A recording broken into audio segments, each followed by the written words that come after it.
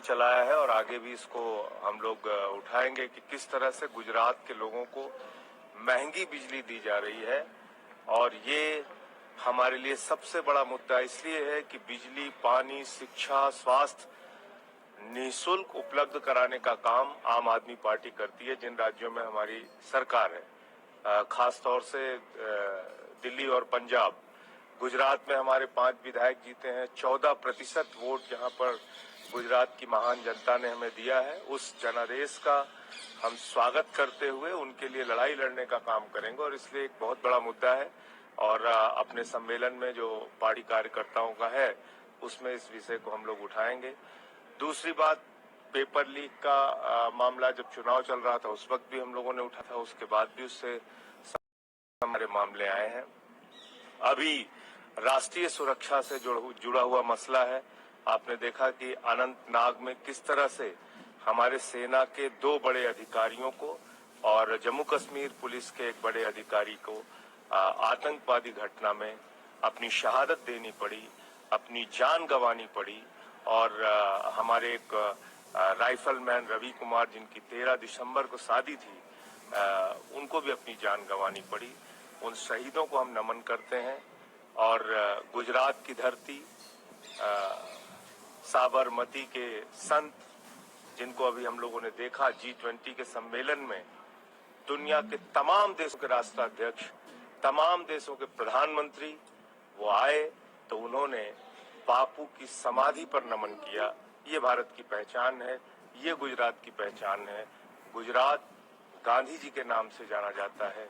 गुजरात पूरी दुनिया में अगर अपनी सहिष्णुता, अपने भाईचारे, अपने अहिंसा के संदेश से जाना जाता है तो उस संदेश को भी हम लोगों को विस्तार देना है। इसके बारे में भी हम लोग चर्चा करेंगे। जिस तरह से कांग्रेस वहाँ पे अनंतनाग के इश्यू पे पाकिस्तान से बातचीत करने की बात करी, क्या कितना सही लग रहा है कि वो इस तरह करते? नहीं, मैं तो कह रहा हूँ कि प्रधानमंत्री जी ने हमेशा इस बात का दावा किया है कि हम आतंकवाद का खात्मा करेंगे।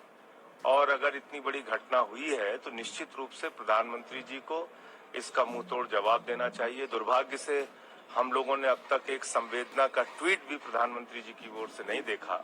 हम लोगों ने ये जरूर देखा कि G20 का जश्न और जुलूस निकाला जा रहा है। हमने ये भी देखा कि वो मध्य प्रदेश और छत्तीसगढ़ की चुनावी रैलियों में बोल रहे हैं, लेकिन कम से कम इतनी बड़ी घटना पे प्रधानमंत्री जी को अपनी संवेदना व्यक्त करनी चाहिए और उनको निश्चित रूप से इस विषय पे पाकिस्तान को किस तरह से वो अपना जवाब देंगे इसको भी बताना चाहिए। क्योंकि जो अब तक की जानकारी आई है कि ये लश्कर तैयबा से जुड़ा हुआ एक संगठन है जिसने इस घटना को अंजाम दिया है। और ऐसे हमारे जाबाज अफसरों ने जान गंवाई है। क्या कहें बताइए आप। कर्नल मनप्रीत सिंह जी, उनके दादा 3 भाई थे, तीनों सेना में थे। उनके पिता सेना में थे, वो खुद सेना में कर्नल के पद पर थे और अंतिम बात उन्होंने अपने परिवार से की, मिशन पे हूं, बाद में बात करूंगा।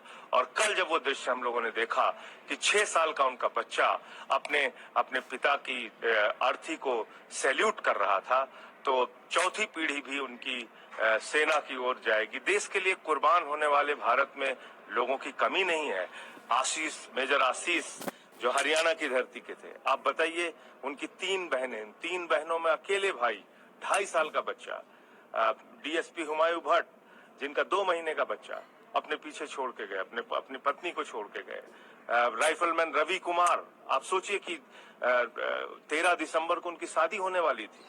तो ऐसे जाबाज अफसर हमारे। और मैं ये भी कहना चाहता हूँ, आर्मी का वो डॉग जिसने अपने हैंडलर को बचाने के लिए आतंकवादी की गोली खाई, मैं समझता हूँ ये हम सब भारतीयों के लिए बहुत गर्व की बात है कि देश के लिए मरने मिटने वाले लोगों की कमी नहीं है।